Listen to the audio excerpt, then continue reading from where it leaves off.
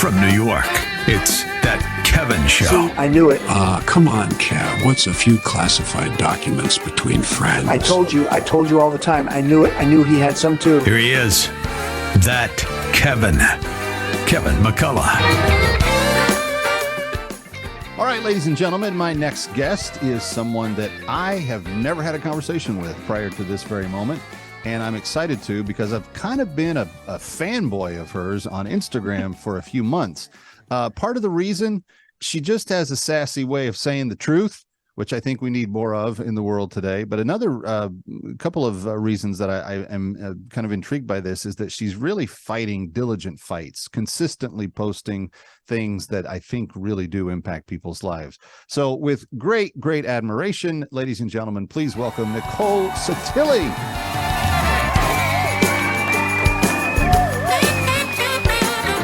Hello, Nicole. Hi, Kevin. Thank you so much for having me. You got it. I know that you spend a lot of your time, sometimes tongue-in-cheek, talking about things on social media and kind of being a little smarmy. I mean, your handle is the Bougie Mayhem Mama. So I know there's like a sarcastic part of you that's really a lot of fun. But how did you get to the point where you are right now?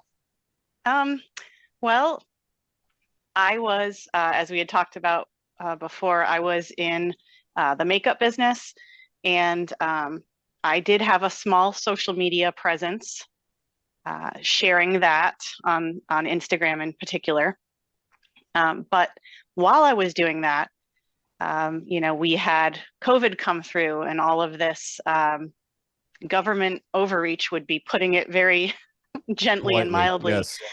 And I felt this stir in me that I needed to start speaking out about what was happening and what I was seeing and what my thoughts were. And so I was trying to kind of do that while I was also trying to sell people makeup. And it was not working for me. Anybody who knows anything about social media will say, you need to have a particular niche or brand, yes. Right?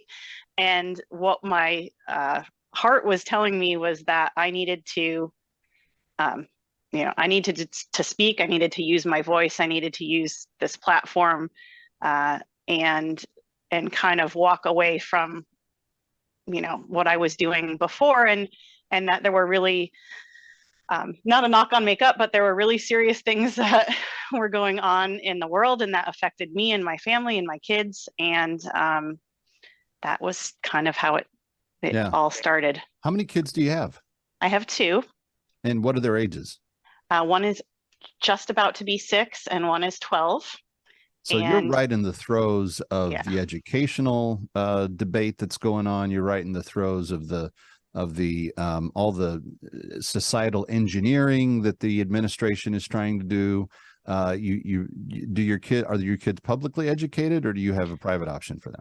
I'm homeschooling. Okay. Was that a decision based on the society around you?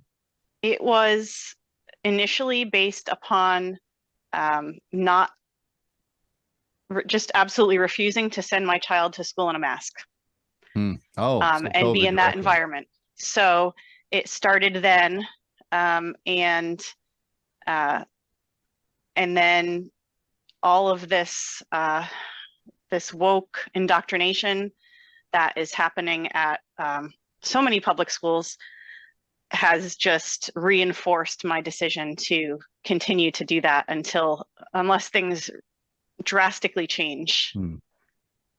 Well, it's a courageous decision to make, and I've known a lot of families that did use the COVID season to kind of, first of all, become familiar with what was actually going on in the schools. Because to be honest, Nicole, I think a lot of parents were caught sleepwalking on their kids' education, and then COVID came along, and they saw the Zoom coming into their house every day, and they said, "What the what?" And they had a reaction not dissimilar to yours, that there's no way my kid can be a part of that. And I'm not, for those of you watching in Toledo, I'm not dissing public schools that do a good job and a diligent job. And yes, my kids go to a public school, but we happen to live in a district where the parents are very involved and we have a lot of control on the school board, and we're able to affect change. And I don't have anything against parents making the right decision for what their kids are, but I certainly don't have any disrespect for parents that have made Nicole's decision and say, hey, we're going to take the horse by the reins here, and we're going to have more control. Was it a difficult decision for you to move in that direction? Did you think, well, I've never taught school, or I've never done this or that? Were there thoughts that made you doubt at initially that you were going to be successful with it? Absolutely. I was terrified. And I want to speak on that point about the Zoom, the virtual learning and Zooms coming in, because that also personally opened my eyes. So this was at the time we were in a fairly affluent neighborhood with a very good school system in North Carolina. And you think North Carolina, you think, oh, it's red, and there's not going to be any of this being brought into the schools, but you really need to be diligent. So there we were before the homeschooling had began. We were doing the virtual learning. So the schools closed completely, in the initial lockdown, and then it was virtual learning, and then it was the option to either go back in a mask or continue virtual learning. And so I actually chose the virtual learning option because as I said, I didn't want to Mask your kids. send my son at the time. Right. And so I would sit and I would listen in, and I was sitting and listening in to make sure that my son stayed on task and did his work. There was no ulterior motive at that point. And I'll never forget, they were teaching the Declaration of Independence. And they were going through line by line, the teacher with all of the kids, and kind of asking the students to decipher or put in layman's terms what each part was. And when they got to the part about endowed by our Creator, the teacher said, well, who's the Creator? She asked the class, who's the Creator? And a few kids said, oh, God, right? And she said it was whoever they believed in at the time. It could have been Muhammad. It could have been whatever religious deity they believed in. These words came out of her mouth. Those words came out of her mouth. So she was literally teaching history incorrectly in order to be woke and to be sensitive and to be inclusive.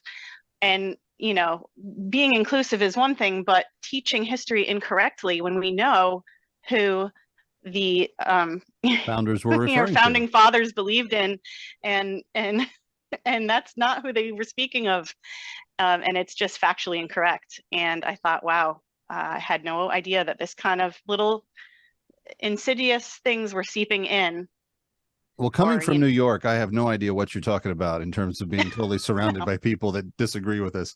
She's the Bougie Mayhem Mama on Instagram. You got to follow her. It's really a fun read, and she's always kind of sticking it to the people that think they're so witty. And in fact, she is very witty herself. We're going to come back and talk a little bit more with Nicole Sottile. Stay with us. Ready or not, he'll be right back. That Kevin.